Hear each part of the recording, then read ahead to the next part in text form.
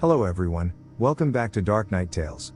Before we dive in, please show your support, give this video a like and be sure to subscribe and click the bell icon so you don't miss future videos. So let's get started. The first story. The paranormal experience that marked me the most. Since I was little I have always been susceptible to things which other people cannot perceive. Anecdotes similar to the one I am going to tell, I have several, but today I want to tell this one. They always told me that I had some kind of gift, and that's why I saw or heard things. Sometimes I had premonitory dreams based on problems, death, etc. Just like when they tell you that if you dream that your teeth bleed, it's why is someone going to die? Over time they told me that those things that I could do unconsciously, plus everything that I already saw or could guess, was something dangerous, and that for what I wanted most, I would not look for how to have more experience in these things, and it was like that for several years. I was in college. I was 17 years old more or less, and I was a big fan of playing cards with my friends when I had free time. All the games that could be played. I am not a gambler, I only did it for entertainment. My grandmother was not very okay because, not to go that far, she was a compulsive gambler herself. The thing is that one day at home I got into my head, and if I read letters? And I began to search the internet for what it was like, what each letter meant and how to interpret them. How to explain that I only read it once and all the information stayed with me, as if it were something I already knew but had forgotten. I started trying to read them. I did it with 5 people. An important fact is that I used the same cards that I took to the university to play, not new ones. As the days went by I had trouble sleeping. I had disturbed sleep. I woke up in the middle of the night annoyed. I didn't have nightmares or anything, so I was a bit exhausted. One day I fell asleep in my room at around 2 p.m. and that's when I had it. The worst nightmare I could have had, and boy have I had a lot. The dream began with me in the kitchen of my house taking care of my neighbor's daughter. At that time she was approximately 8 years old, and out of nowhere, through the roof of the garage a man entered with an appearance that, despite the fact that it wasn't grotesque, it was terrifying. It was like seeing a Viking, a very tall and very muscular man, with somewhat long hair and tattoos on his chest, and obviously he was looking to hurt us. To all these I already knew that I was dreaming, ability that I still have, and I started punching myself to try to wake up but I couldn't, and that was something totally new. After he hurt me and I was all cut up and covered in blood, I managed to run and go out the garage door, but he hit me from behind and I fell down. I turned around to be face to face with myself, and just when I was holding the knife to stick it in my chest, out of nowhere, a kind of trident appeared in my hands, like Poseidon's, very bright gold, so much so that it dazzled a little, and when I could I nailed it to this man I had on top of me. The strangest thing was that when I did it, it wasn't like I buried him and he fell dead or ran away. It was just when I touched him with this thing that he appeared in my hands. He totally disappeared, he vanished. I managed to get up and walk inside the house when my family was already there, but I had a crying crisis and my mom in the dream began to shout my name over and over again to calm me down until I woke up in my bed, completely drenched in sweat, hair totally wet and my clothes the same.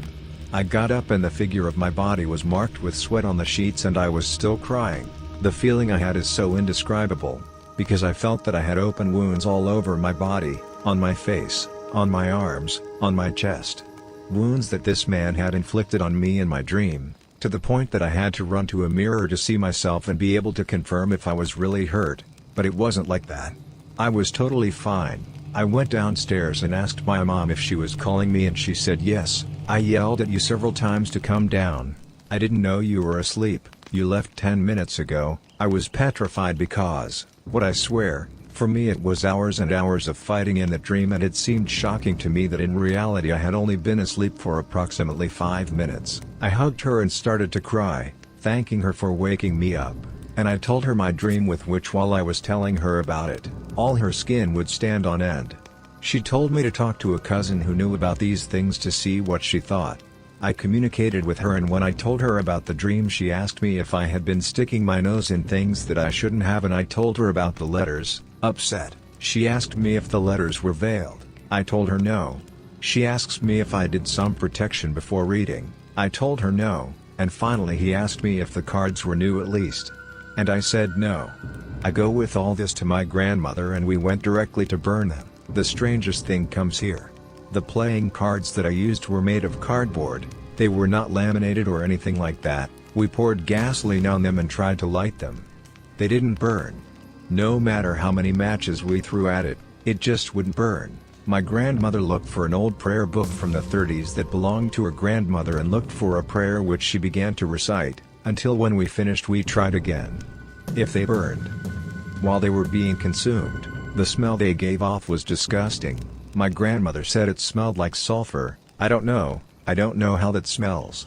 When it finished burning, the residues were as if plastic had melted, which is illogical because, as I said before, they were cardboard.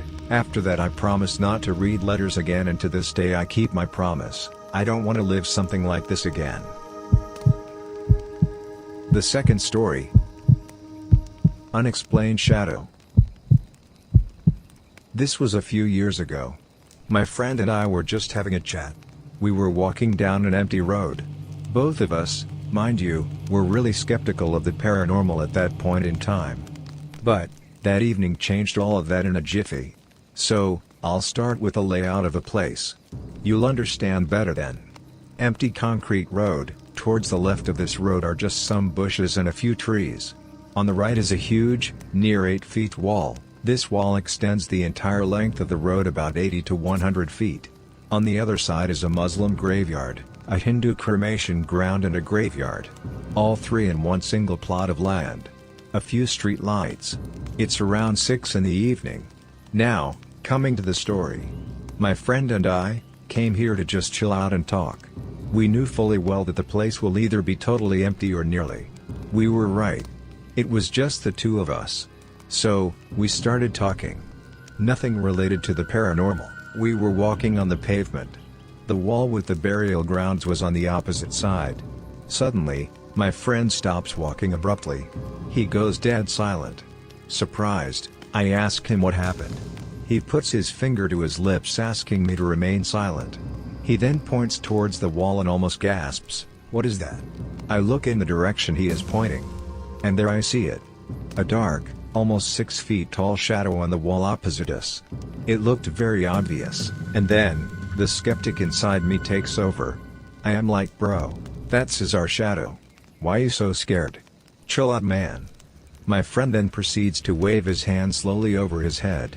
He looks at me and says, "If it's really our shadow, shouldn't it be moving its hand too? Why isn't it doing that?" I copy my friend. I start waving too. The shadow simply stands there, imprinted like a ghostly image on the wall. My heart sinks to the ground. That shadow indeed belongs to neither of us two, and we're the only ones here. And then, my jaw drops to the ground too. The shadow simply starts walking. We see it move in stunned, terrified silence with our eyes and mouths agape. Too terrified by what we just witnessed, we cut short our walk and rush back home. The third story. Mother of all sleep paralysis.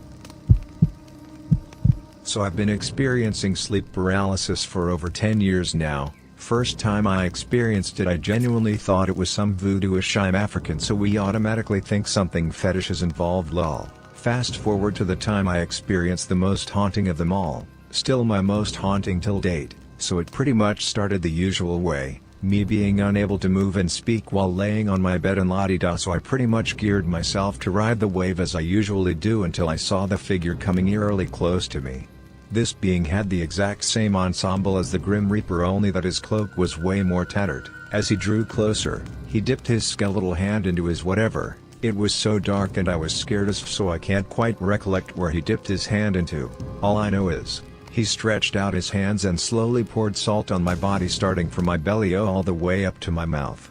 During this whole ordeal, I tried my hardest to wake up, tried tossing from side to side, but I ended up just being limp, not even sure I twitched. This went on for what I felt was forever. Then finally I was able to wake up, and that's when I noticed the strangest thing.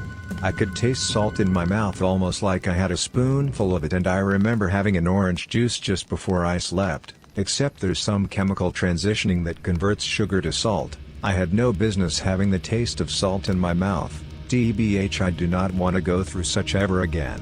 Still experienced sleep paralysis subsequently, but none has ever topped that. The fourth story. Scary experience last night. So this is my first time writing in the Reddit.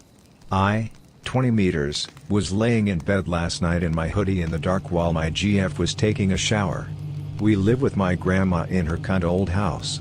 But as I was laying waiting for my GF to get back from the shower, I thought I heard the door open, so I look and there's no one there, so I put my hoodie back down. I was kinda drifting off, but out of nowhere I left the energy in the room shift, and there was something in the room with me with an intense amount of energy. The energy was so strong, like it was trying to command that its energy fills the room. It felt dark and it felt like it was watching me. I was scared out of my life, but I was frozen and couldn't move. When my GF came back into the room and turned on a light, it went away. Does anyone have any explanation about that? The fifth story. My backpack ended up in a police station 53 kilometers from my location in 5 minutes. Okay, so to start, this is a throwaway account. I've never used Reddit and I don't know exactly how it works. My friend told me about a subreddit called Paranormal where you can share his experiences or his weird encounters, and I thought I was going to post my paranormal experience. Can we start? Okay. It was in the middle of summer when I wanted to go to a dog park by car with my friend and my dog. During the trip, everything is going well. We arrive at the dog park after a 20-minute drive. We put our stuff on the grass and we untie our dog to go play with the other dogs. For about 30 minutes everything was fine. We decide to go home, but something happened. My backpack has disappeared. Throughout our visit to the dog park, my backpack was on the grass next to me, so how could it disappear? Me and my friend were looking everywhere in the park to find my backpack, but it was useless because we couldn't find it. After 5 minutes of intensive research, I decide to call the police station closest to my location, 53 kilometers, to report a theft. I give all the visual details of my backpack: black backpack, white stripes, Rick and Morty key ring.